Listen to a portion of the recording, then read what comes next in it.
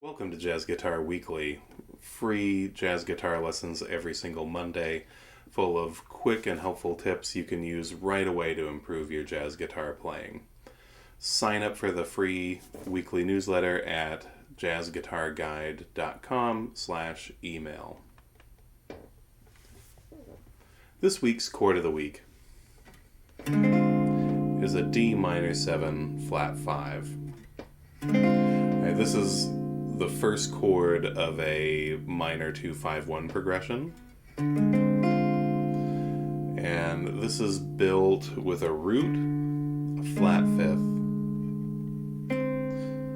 a flat 7th, and a flat 3rd. Okay. The other chord symbol for this is half diminished. If you hear people talking about minor 7 flat 5 or half diminished, it's the same thing. It's just two different chord symbols. So, pointer finger on the root on the 5th string, ring finger on the flat 5th on the 4th string, middle finger on the flat 7th on the 3rd string, pinky finger on the flat 3rd on the 2nd string. Right?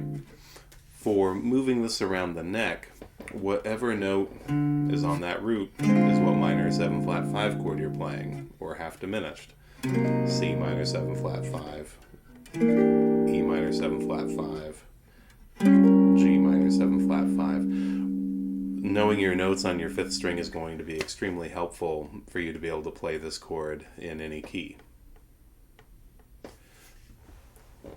So, putting this into a 2-5-1 progression.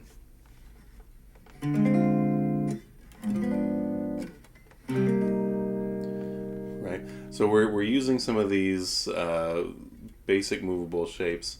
Our D-7 flat 5, a G7 flat 9 with a rootless voicing here,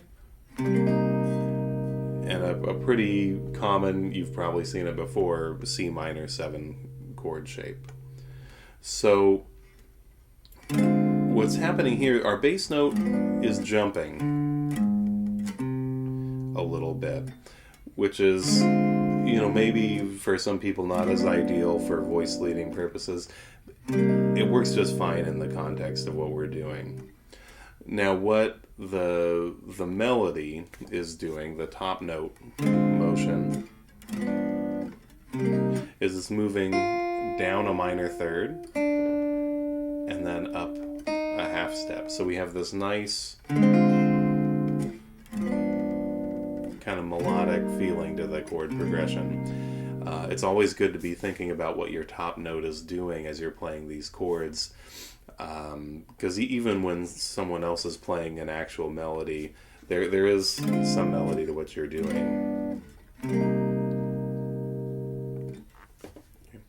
So to improvise over this chord, we're going to use a D Locrian scale pattern. And where this comes from is the 7th degree of the major scale, or if you want to think about it in terms of minor, because we are in a minor key, it would be the 2nd note of the natural minor scale is what's going to give you this Locrian. And so the pattern I've given, it goes up through here. I add a couple notes up on top just because we can reach them. And I added a note down here because we can reach it easily. May as well fill out the strings. So the way I want to be playing this is I'm going to start by going up from the top note and back down. And I'm going to pause here a little bit.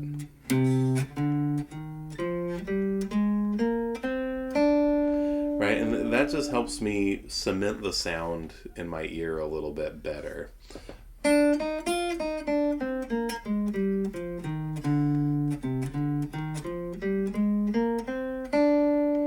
Right, just kind of really getting my ear sinking into that Locrian sound versus being anything else. And that's really important to do when we're working with scale patterns.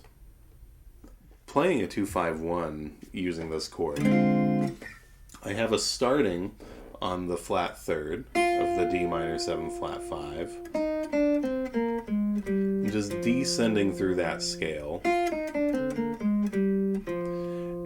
hopping up to the natural third of the G7.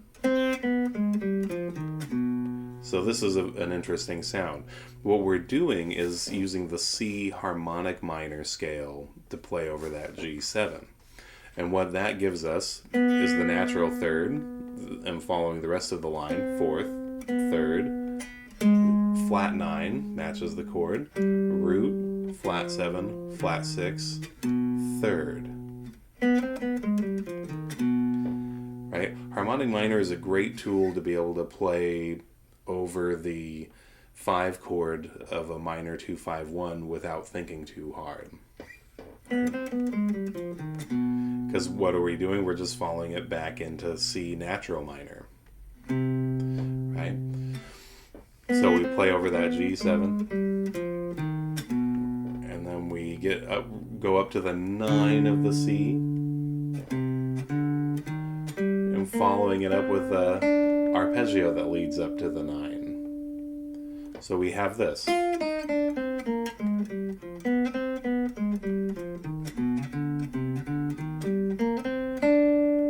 Right? Gives us a nice minor 2-5-1 phrase that you can plug in. And also the concept that you can use harmonic minor in the minor key that matches your minor 2-5-1. All right, have fun with this, and we will see you at next week's lesson.